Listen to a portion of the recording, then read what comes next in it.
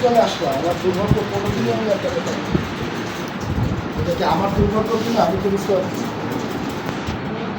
আমি আমি গুনে রেখেছি এখন পর্যন্ত আমি এই 3 মাসে 7 থেকে 8 দিনে হসপিটালে এসেছি, একদিনও আপনাকে পাই।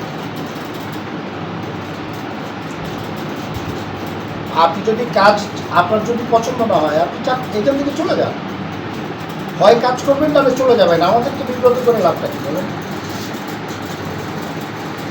আপনাকে তো আমরা বেঁধে রাখি না। আপনার যদি এখানে কাজ করতে পছন্দ না হয় আপনি চলে যাবেন। আপনার সাথে আমি এই নিয়ে একাধিক দিন কথা বলেছি, আপনি তো কোনো কাজই করেন না। আগামী মঙ্গলবার দিন এখানে মিটিং দেন সকালে।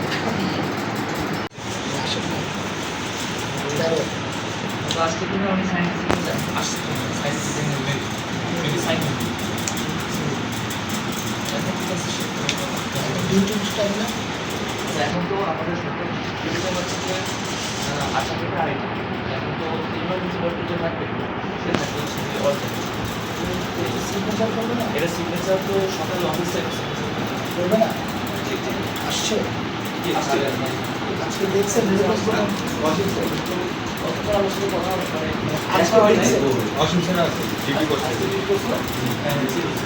হয়তো সাইন দেয় না বা তুলে দেওয়া হয়নি।